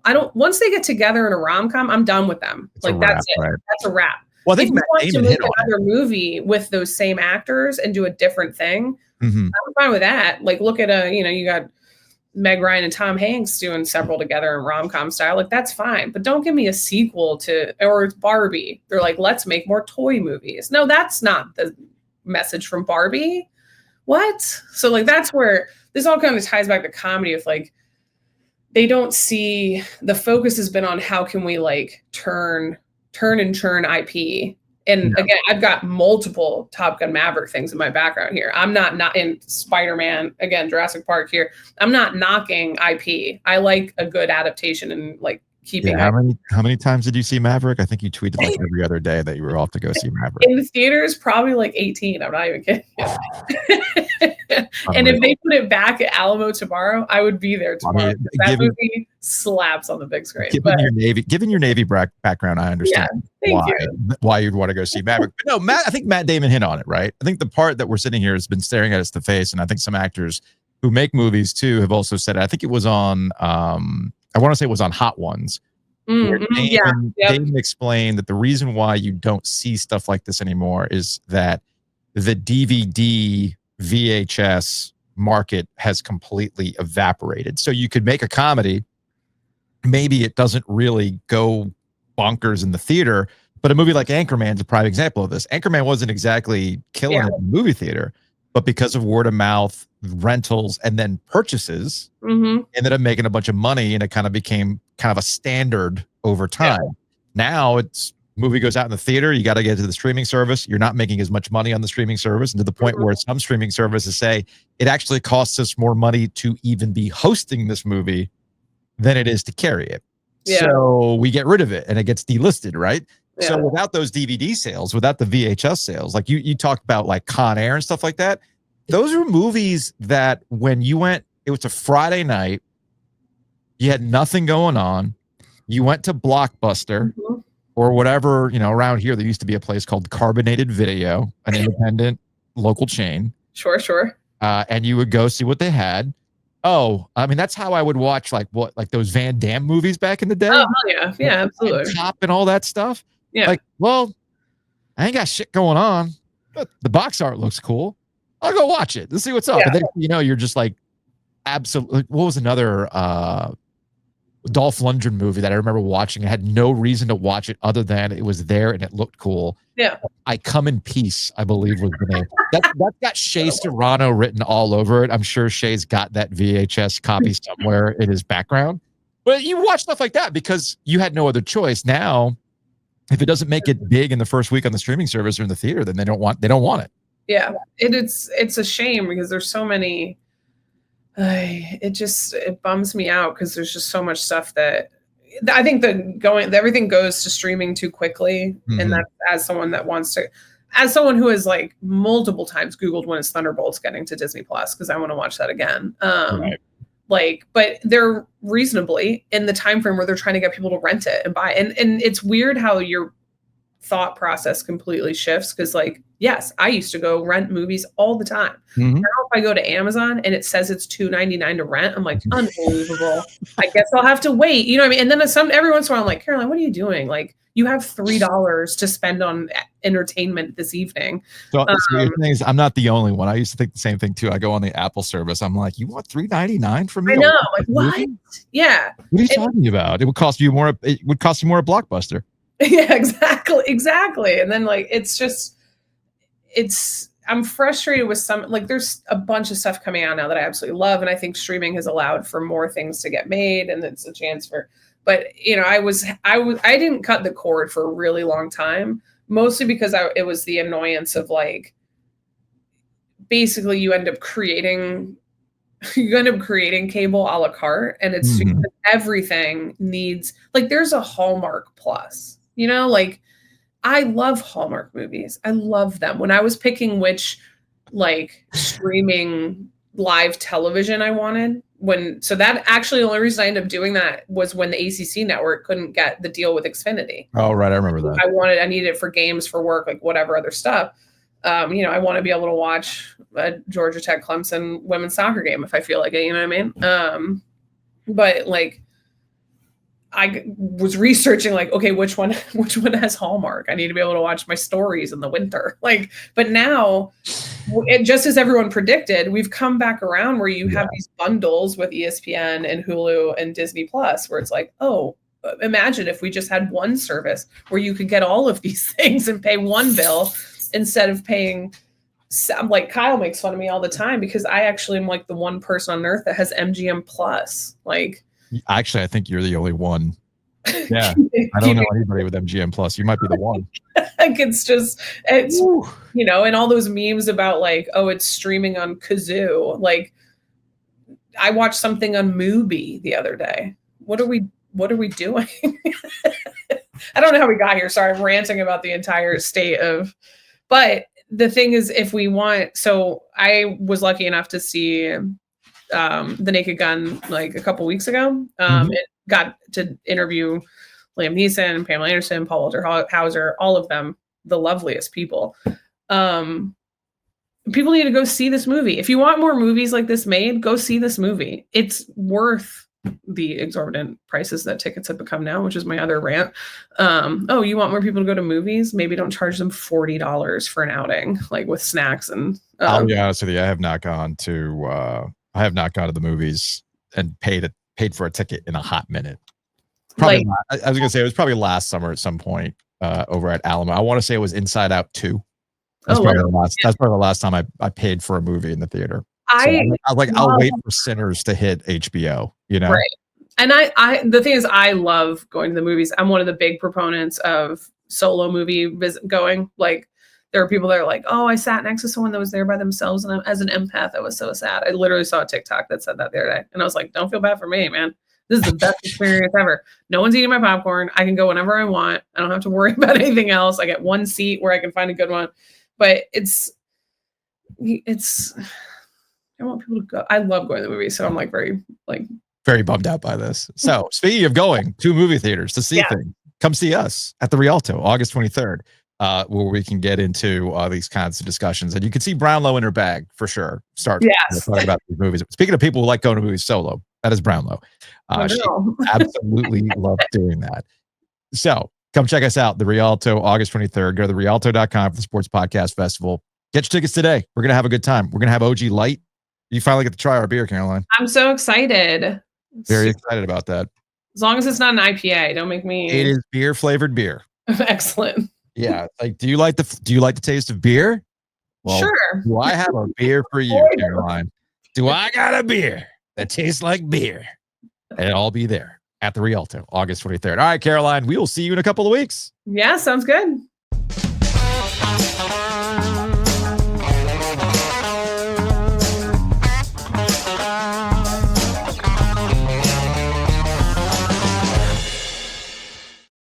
Big thanks to our friends at Two Roosters. Our ice cream flavor is gone.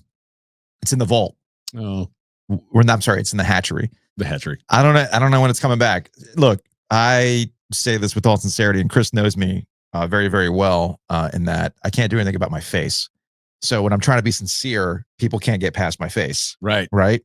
This is a known problem. You do have resting a-hole face. I do. I can't do anything about it. It's my face. Yep. So I'm saying this with all sincerity. Mm-hmm. Thank you for going out and eating all that ice cream, because the tubs sold out at various locations. So that's a lot. Y'all, I mean, did we cheat by making it like a peanut butter heavy flavor? Did we cheat? Did you put yourself in the position to win? Yes. Yes, you did. Yes. You did. We thought, we play to win. You play to win. Then we took advantage of what was in front of us. You play to win the games. And the way to win those games with ice cream is a lot of peanut butter. Peanut butter flavor.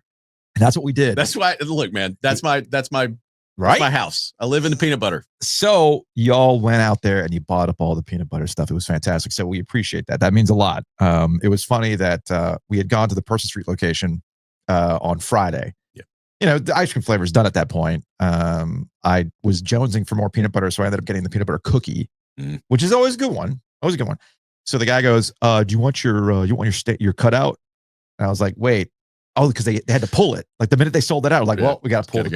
Gotta go." I was like, "I can't fit that in my car right now. I'll come back later though." So it's good stuff. It's funny. Is it Chuckamato sized? It is Chuckamato sized. It's funny. Why is that not in the studio? So the Chuckamato? Yeah. The Chuckamato is in my shed. It's in your shed? Yeah. The Amato is in my shed. Oh, man. As is Russ's old Hulk poster.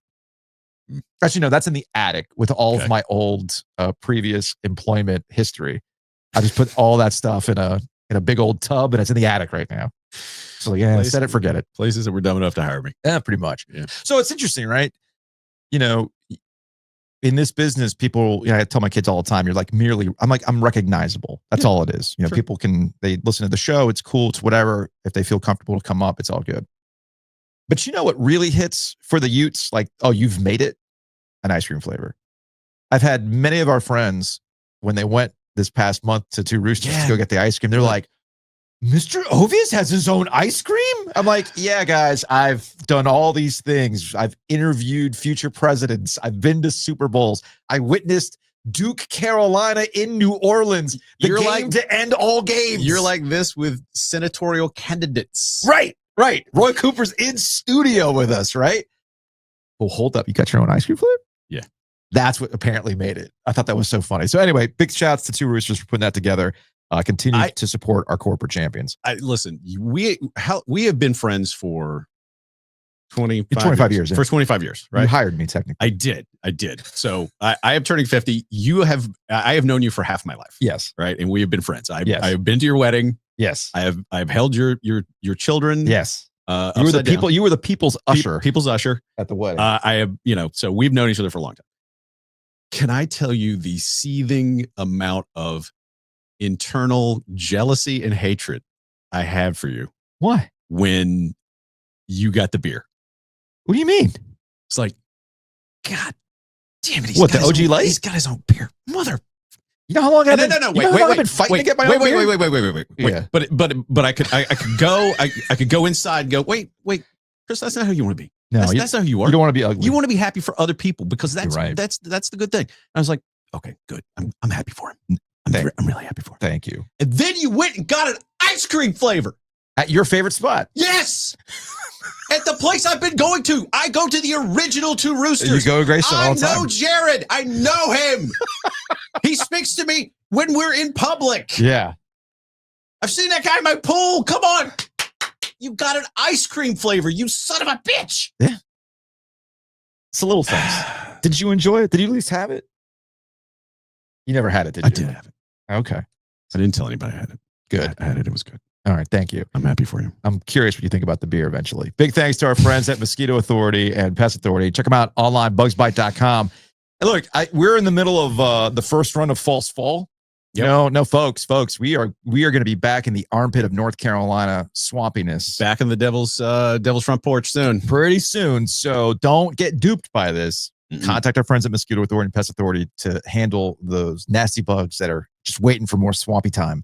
So go to bugsbite.com. You can bundle and save. And of course, our friends at the Butcher's Market, you can get OG Light. I'm pretty sure you can still get OG Light at the Lake Boone location and my home base off of Falls and Millbrook, across from the old 850 The Buzz Studios. Yep. So you can go to Butcher's Market, get the OG Light. More importantly, you can start thinking about your tailgates now. You got to have a game plan. Plan ahead, man. So they got everything that you need. That brisket ain't going to cook itself. It is not. But you need the charcoal to go with it. You need the wood to smoke it. You need the seasoning. They got all those things at the Butcher's Market. Something tells me Chris Clark has been to the Butcher's Market plenty. Yes, a lot. To smoke meats. A lot. Yes. There's three categories. Fuel. Yeah. Smoke. Yeah. Meat. You got to decide. You mix and match. Do what you got to do. Okay. But those are the three pillars. What am I cooking on? Am I cooking on charcoal? Okay. Yep. Am I cooking on gas? What am I doing? What kind of wood am I going with? Cherry wood, apple wood, little peach. I don't know. Ooh, the peach sounds good. Peach. It's peach season. Right. Why not? Why not? And then what am I smoking? What am I smoking? You want a chicken? I'll do several chickens. You want a brisket? I did chickens recently with the cajina. So I got like the whole chickens, put 3 of them, laid them down. Yeah. With the mojo seasoning and all that stuff. And then cajina turned out fantastic. You can do all these things at the Butcher's Market. So go to thebutchersmarkets.com.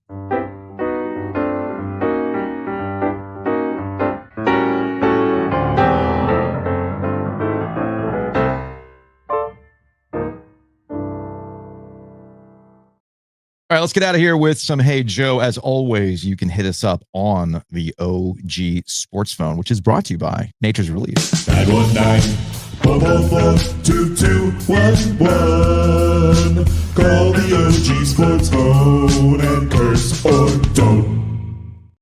Actually went to Nature's Relief last week. I hit him with a very specific thing. I'm like, I don't understand the difference between sativa and indica. I'm looking for something that just allows me to chill on the couch and not get mad at being killed in Zelda Tears of the Kingdom as I'm trying to complete that game finally with my Switch 2. And they're like, you're finally getting around to beating it. I stopped because I just didn't want it to end. Dude, at Zelda games, once you beat Ganon, they just get you right back to where it was, and you can go find more shrines. I know. But I like Breath of the Wild more than Tears of the Kingdom because I didn't want to build stuff. Why? You get to build fun stuff. I guess. You get to build torture devices for Kuroks. Yeah, there is that. Look, both games had me as soon as I can cook something? It's good stuff. So I went through the whole process of finding all the Sundelions I could to do the gloom heart replenish. Yep. Because I know the first time I took on. Now, of course, the kids are roasting me. Like Jacob and Caleb are like, Dad, I went and defeated Ganon with 4 hearts. What's your problem? I was like, so what? I have 75% of the heart containers I can find. I have all this. I have all the gloom restore and the full recovery. I didn't need the contra code. That's what that sounds like. Oh, Caleb said, dude, you wouldn't last 2 seconds in Elden Ring. I was like, okay, fine, whatever. Fine, let me do my thing, okay? Plus my ADHD kicks in when I play Zelda. It's like, oh, I hear the shrine alarm going. Well, let me go find the shrine. And then I get mad that I can't find it. Either way, go to Nature's Relief. You can say, hey, I need something to chill me out while I play Zelda. They're like, we got you, fam. Something that dulls the sound of my children making fun of me. We got a 5 milligram indica that's going to chill you out. I'm like, perfect. That's going to bring the level down. Exactly. Bring it down. All right. So I actually have a Hey Joe for Chris. Okay. So this is something we've talked about. It's something that I know Giglio has been looking forward to because I've made reference to the fact that Paw Patrol is propaganda. No. So your kids are younger than my kids. So your kids were in the throes of peak Paw Patrol. Oh, I had the Paw Patrol carrier. Dude, that's insane. The RV. I think there are still Tervis tumblers at the house with Paw Patrol on them, and I've seen them before. I'm like, do we need to get rid of these? Nah, and they're just like, why? They're collector's item. So I say this with a basic understanding of what Paw Patrol is. Yeah. Now, it follows the usual kid show trope where the kid is in a world of adults. The kid is the smartest one in the room, and the adults are all idiots. Okay. Yeah. That's typical kid show. The adults are idiots. Yeah, I grant that. I don't know that he's smart. And we're talking about the kid's name is Ryder. I know he's wealthy. I know he's wealthy. Well, you can't confuse. I know he's got money. So smart and money don't necessarily mean the same thing. So when I've seen clips or I've seen people reference it, I'm like, that sounds like propaganda, but it's not quite propaganda. This is essentially a rich kid who has privatized essential services in the town of Adventure Bay. Adventure Bay. Not Eric Stahl. Not Thunder Bay, Ontario. No, the most exciting place on earth. Not the most exciting sod farm ever. So this is Adventure Bay. He has privatized essential services. This sounds... all essential services. This sounds problematic. I don't know if it's problematic. So, okay, hold up. All right, so listen, it's not propaganda. I know Chase, the cop dog, gets a lot of run because he's up front. But Chase doesn't always save the day. Rubble, the construction dog, he gets a lot of run too. Okay. Marshall, the fire department dog, he gets a lot of run. Okay. Little bit of female representation. Sky, the helicopter dog, right? They added Everest, another female dog, so they're trying to even out. But it was gonna say, Sky also hits all the tropes of this is a female character. Oh yeah, she's everything's pink. She's pink. Okay. She's got big eyes. She's But they added Avalanche, who's not quite like that. Everest. Sorry. No, Everest is the ski patrol dog. Gotcha. Right. Gotcha. Okay. But it's not. I wouldn't say it's propaganda. I would say it is a libertarian wet dream. So they're teaching the kids Ayn Rand? It is. It is like someone read The Fountainhead and then said, "I'm going to go write a kid show." Because you have Peter. I think Peter Thiel somewhere is just typing out Paw Patrol scripts. Oh, geez. Because it is an ultra wealthy person. Yeah. Okay. An ultra wealthy person who apparently answers to no one. Right. There's no consequences. The marginal tax rate in Adventure Bay is nothing. So my question is, if I am living in Adventure Bay, and something happens to my house, sure, my house is on fire. Listen, my house is on fire. I gotta call the fire. Wait, there's no fire department. There's no fire department. There's a dog. So sorry, there's a puppy. There's a puppy. So what if Paw Patrol doesn't want to put out my fire? Like, do I have to pay? Or did they just decide, you know what? We don't feel like your property is worth saving. I got to chew on a bone over here. I don't know if I want to come over there to save you. Also, you mentioned Rubble, the construction dog. Right. Is it in the best interest of Paw Patrol Inc. for your house to burn so they can then put a multi-million-dollar multi-use facility on what was your property? That's up to them. That sounds problematic. It's a nice house. Be ashamed something them to it. So you see where this is a problem? What you're teaching the kids? All of the municipal services. Right? Yes. There's a recycling dog. So trash services. There's a cop dog. Yeah. There's a fire department dog. There's a water dog. And they don't have to help you. The construction dog, they don't have to. There's nothing. I don't see them out there just helping everybody on a regular basis. So how's the trash getting picked up in this town? Are the citizens of Adventure Bay paying taxes? There's a mayor, right? I know one who's not, clearly, because he's got not. enough money to afford like a carrier and a jet and a tower and all their little construction, all their little super vehicles. So what's the mayor do? She's a figurehead. Mayor Goodway just hangs out and opens, just cuts the ribbon on things. And she has a pet chicken. Okay. Which is also weird because there's a chicken, but it doesn't talk. Mm-hmm. The puppies talk. And by the way, you have enough money to hire full-size adult dogs. You don't have to go Gilded Age and hire a bunch of children, okay? Oh, they're saving money. Yeah, because kids, the youths don't work for as much. So I'll hire puppies instead of adult dogs. That's right. It's just going full robber baron. Yeah. It could have been just J.P. Morgan or John D. Rockefeller. No, it's Ryder with his front spike. Would you rather live in the economic and political climate of Adventure Bay in Paw Patrol, or would you rather live in Sir Topham Hatt's island of Sodor? See, because my kids were of the age where Thomas and Friends was peak. Okay, peak. I watched Thomas and Friends. Yeah, I will admit it wasn't as big in the house as Paw Patrol. Oh, it was huge in my house.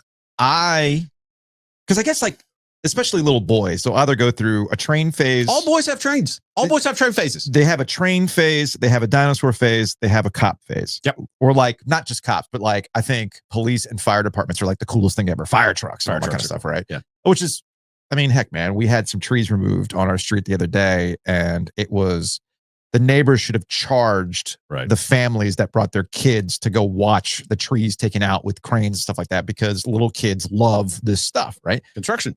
So my kids went through a train phase. Therefore, Thomas and Friends became a big deal. I would recommend, for investment purposes, buy the wooden track, because the wooden track always retains its value. Unlike Lego, the wooden track never loses its value. Now, I will admit that I got caught up in how does the island of Sodor work with Sir Topham Hatt?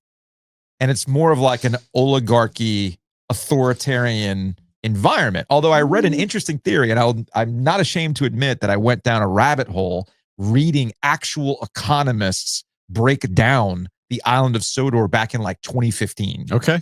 I did this. All right. Okay. One wild theory about the island of Sodor, and I'm curious your thoughts, is that Sir Topham Hatt is not a robber baron. The fat controller is not part of an oligarchy that has his hands in everything and is essentially the economy and the transportation and the law, all that other kind of stuff, right? He just looks like a robber baron. Right. Even though he looks the part, he's not actually a robber baron. Okay. The theory is that the island of Sodor is a cooperative that is also missing out on a monetization scheme for other, they're actually leaving money on the table, right? Yeah. Because of their cooperative working as well as it does. It's an island, so. Yes, but as we've discovered, there are other islands. Yeah. Including the highly problematic Asian train, Hero. Remember that one? It's guys. Anyway, we're getting a little. Anyway, little Phantom Menace. A little bit. That Sir Topham Hatt has been elected as the executor of this cooperative that the residents of the island of Sodor, the trains who are sentient and have their own stake in this cooperative. Do they get to vote? That's my question. The trains get. And also- the trains have rights. The thing is, we also understand that there's a hierarchy within the trains because the diesels are a stand-in for the minorities. Yeah, but listen, does the 14th Amendment apply? I don't know on the island of Sodor, but because honestly, everyone gets a vote. If everybody gets a vote, and essentially they allow Sir Topham Hatt to do what he does because he's hitting all the KPIs on the island of Sodor. I mean, they're not struggling in terms of economy. It's very self-sufficient. Looks like it's doing good. Yeah, it's self-sufficient.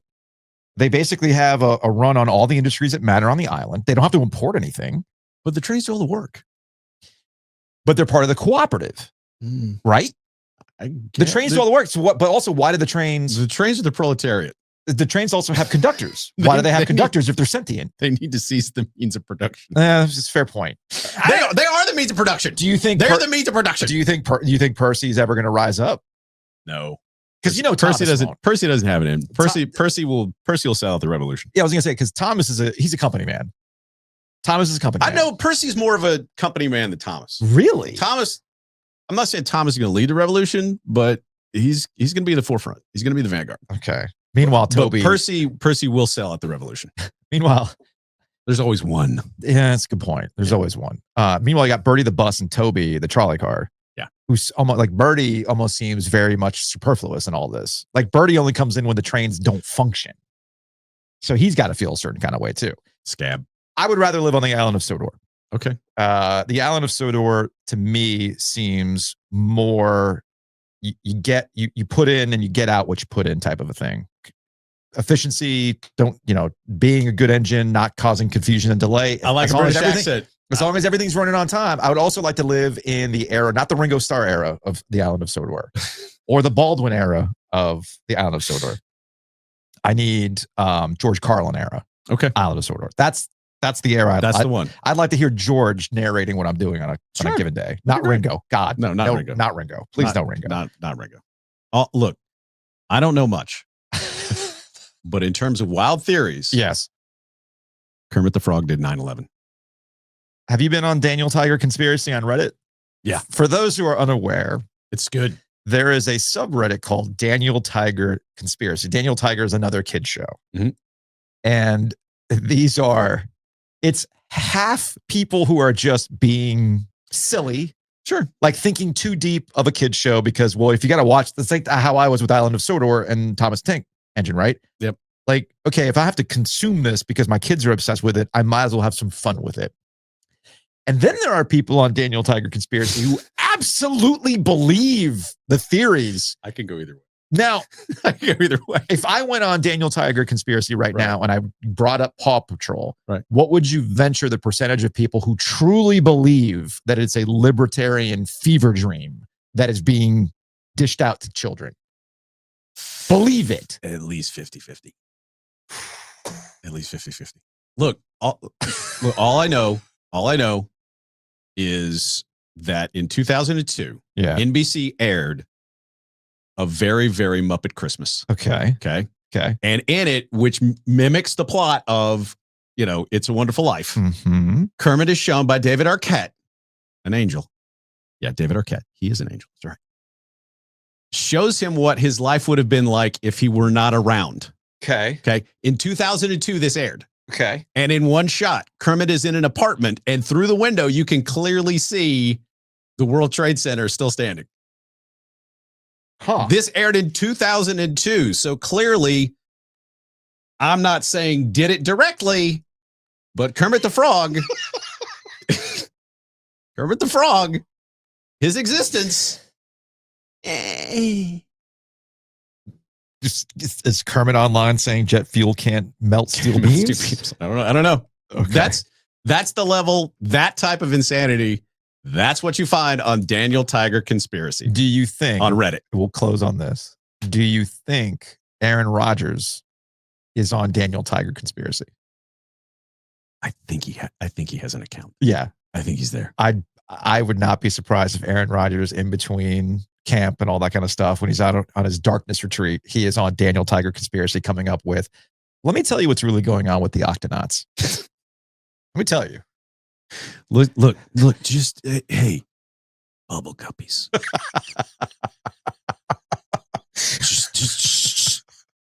just bubble guppies. Do we really want to get into what Bluey's really selling you guys? Exactly. All right, that's gonna wrap it up. Thanks for hanging out, man. Yeah, man. It's good goofing off today. Good times. I get my one shot a year.